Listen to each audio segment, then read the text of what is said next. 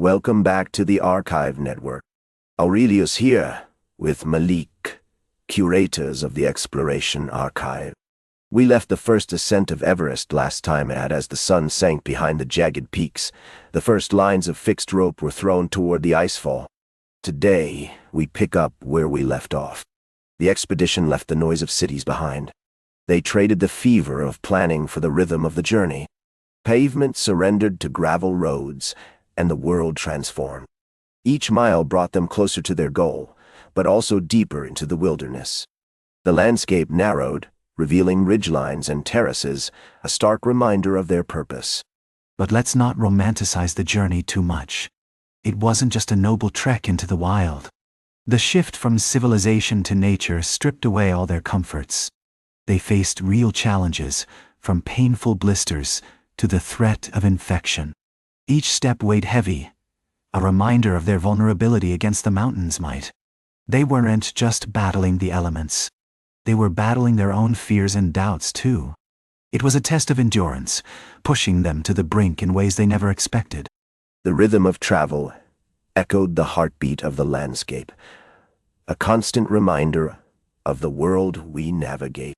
At dawn, tea stalls exhaled steam into the thin air, their warmth contrasting sharply with the chill.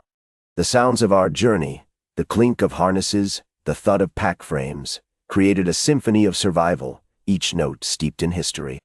Yet, as we ascended, our breath became measured. A stark reminder of the altitude's relentless grip on our bodies. Measured breathing. That's really an understatement. It wasn't just about getting used to the altitude. It was about grappling with the mountain's relentless demands.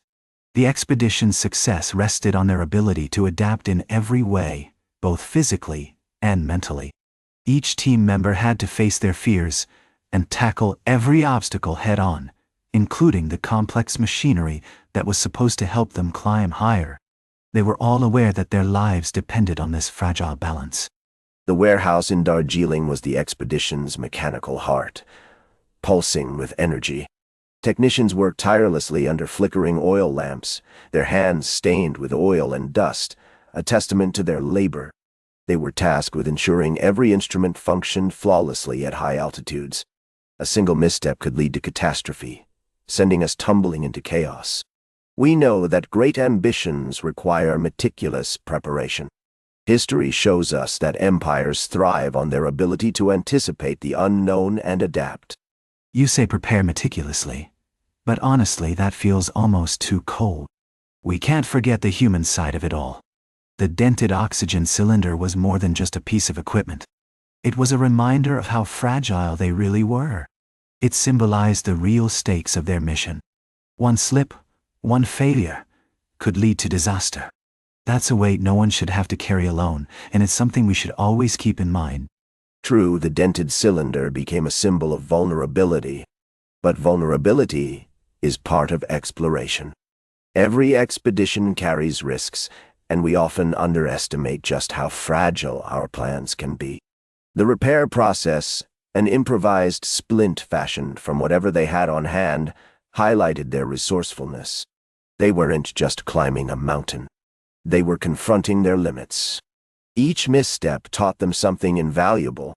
This is the essence of adventure, pushing boundaries and learning to adapt in ways we never imagined. Resourcefulness is one thing, but it doesn't erase the cost.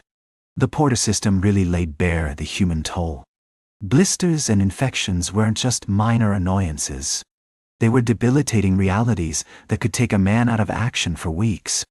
When it came time to send someone down for medical care, the decision felt clinical, but it also revealed the stakes we faced. Each absence in our ranks mattered deeply, affecting morale and the balance of the whole team. You raise a valid point.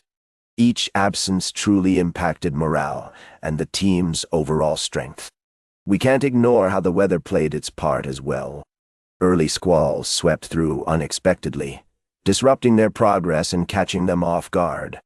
The mountain itself was as unpredictable as it was majestic, shifting from serene to stormy in a heartbeat. This unpredictability tested their resolve, revealing the fragile balance between human ambition and nature's whims. It's a reminder that even the mightiest can be brought low. Unpredictable, yes, but that unpredictability was a constant source of anxiety for everyone involved. Storms could hold up supply convoys for days, and losing even a single crate of rations felt like a personal blow to the men.